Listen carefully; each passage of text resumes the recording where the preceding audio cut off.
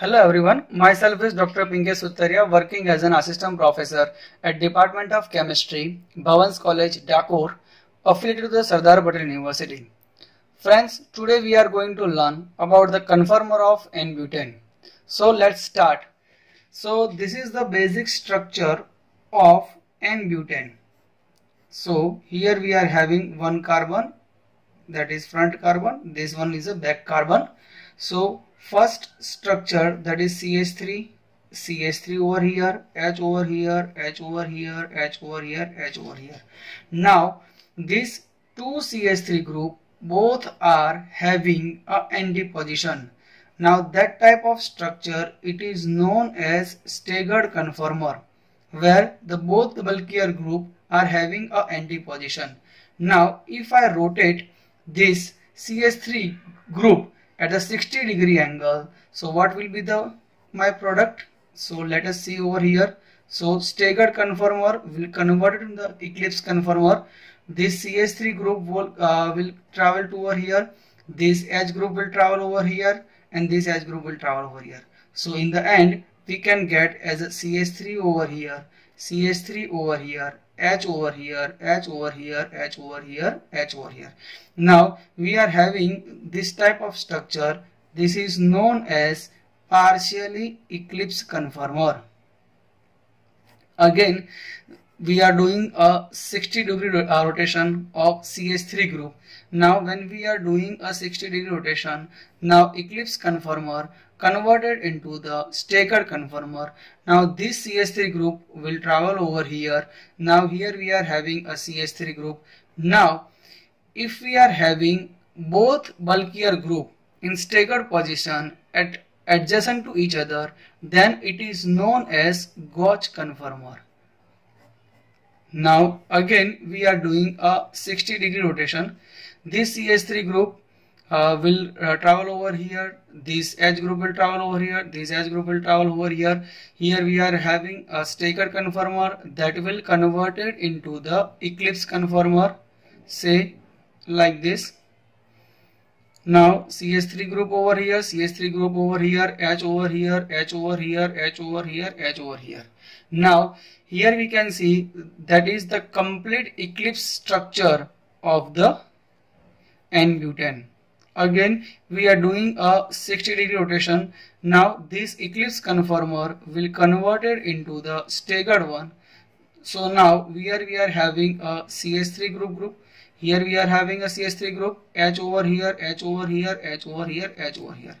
Now we are rotating about the front carbon, not the back one carbon. So here we are having a staggered conformer, both CH3 group adjacent to each other, that is known as gauge conformer. Again we are doing a 60-degree rotation. So here we are having a staggered conformer that is converted now into eclipse conformer. CH3 group will remain as it is. Now this CH3 group will travel over here. Now whatever the remaining position here having, that is for the H. So now this is known as partially eclipse conformer. If I rotate this structure in a 60-degree rotation, I will get the first structure, that is a staggered conformer. So now here we are having 1, 2, 3, 4, 5 and 6 structure. Now here we can say that the 60 and 60, that is the addition of 120 degree. So if I rotate one number structure to the 120, I will get this structure. Now add 60 degree, that is 180 degree. Now add 60 degree more, that is 240 degree. Add 60 more, that is 300 degree. Add 60, that is 360. So if I rotate this structure to 360, I will get this structure. Okay, so now this is the basic structure of staggered, partial eclipse, gauge conformer, eclipse and partial eclipse. Now how we can determine this structure? By doing a rotation in 3D model. So I will give you one example of the 3D model. Like this, suppose this is our first structure. Now look at this, both CH3 group. Now blue one, that is a CH3 group. both are having a staggered conformer. Now this staggered conformer both are having a anti-position. Now if I rotate this CH3 group to the 60 degrees, so I will get a partially eclipse, that is the second number structure. Now if I rotate more 60 degrees, so I will get a gauge conformer.